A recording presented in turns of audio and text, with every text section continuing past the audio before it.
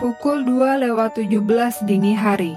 Telepon di meja jaga rumah sakit berbunyi. Suara seorang pria tua lirih memohon meminta tolong. Tapi yang membuat darahku membeku, pria itu adalah pasien di kamar 304 yang jasadnya sudah kukafani dan kukuburkan 3 hari yang lalu.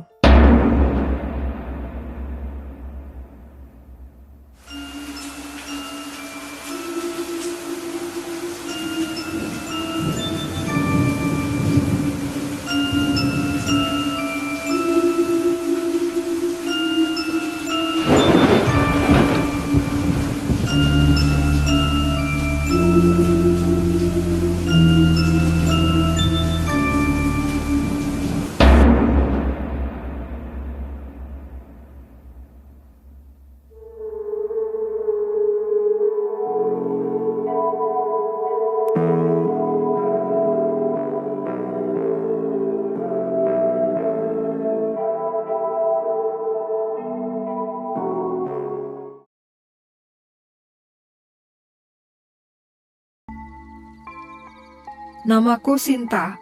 Aku sudah 3 tahun bekerja sebagai perawat di sebuah rumah sakit tua di Jawa Barat.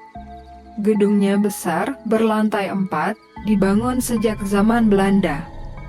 Meski telah direnovasi berkali-kali, lorong-lorongnya tetap memancarkan aroma masa lalu campuran bau obat-obatan, alkohol medis, dan entah kenapa selalu ada aroma besi berkarat yang menusuk hidung.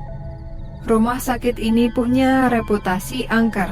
Cerita tentang suara langkah kaki di lorong kosong atau pasien yang berbicara dengan orang tak terlihat sudah menjadi cerita sehari-hari. Tapi malam itu aku akan merasakan sendiri kengerian yang tak pernah kubayangkan. Hujan deras mengguyur sejak sore.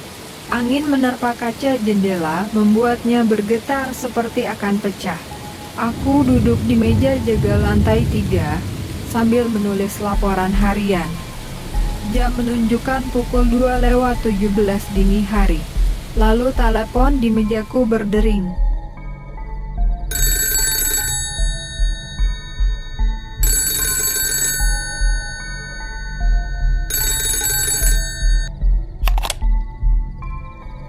Aku meraih gagangnya.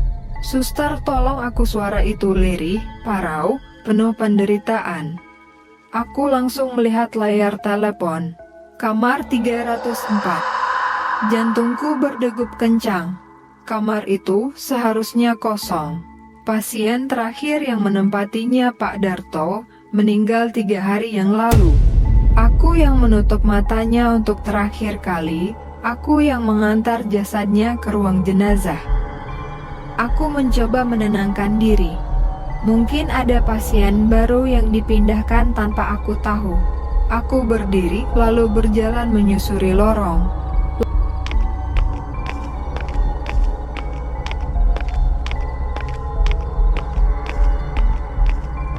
Lampu neon di atas berkedip, cahayanya memantul di lantai yang licin. Suara detak jam dinding terdengar jelas. Tapi di sela-sela itu aku mendengar langkah kaki di belakangku.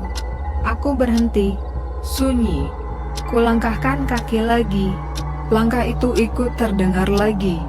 Bulu kuduku meremang. Aku menoleh ke belakang. Kosong. Tapi di ujung lorong, aku melihat bayangan seseorang menghilang ke arah kamar 304.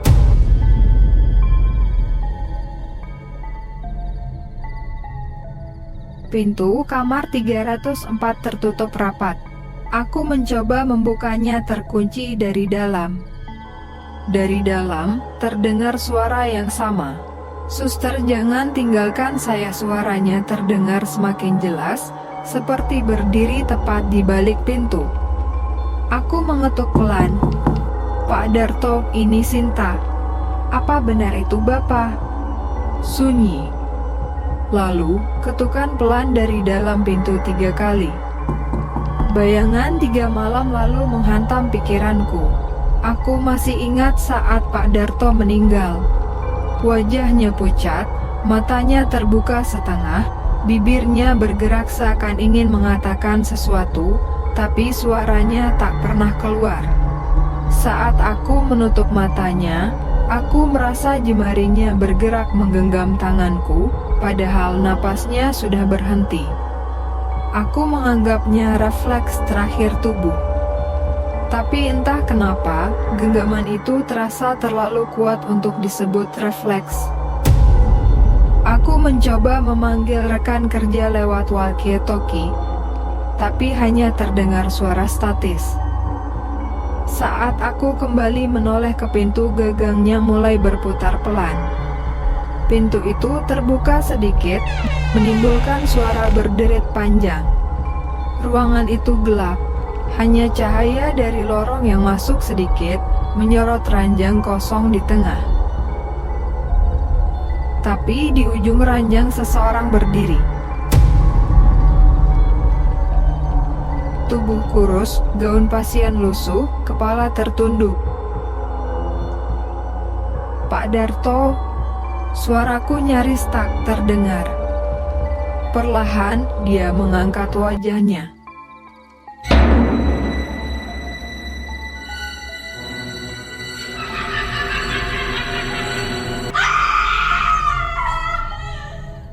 Kulitnya pucat membiru, matanya hitam pekat tanpa bola mata.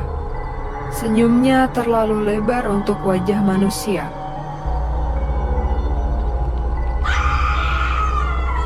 Aku terjatuh ke belakang, napasku tersengal. Sosok itu melangkah pelan, tapi setiap langkahnya seperti mendekat terlalu cepat.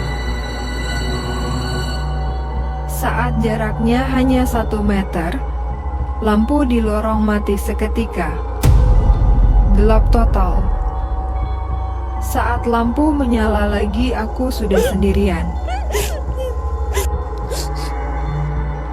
Pintu kamar 304 kembali tertutup rapat.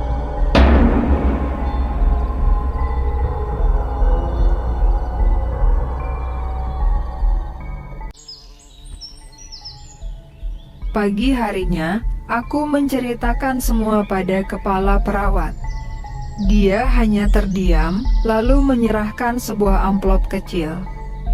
"Ini ditemukan di bawah pintu kamar 304 tadi pagi," katanya. "Di dalamnya ada foto hitam putih Pak Darto. Dan di belakangnya tertulis dengan tulisan tangan yang gemetar." "Suster Sinta, saya belum selesai bercerita."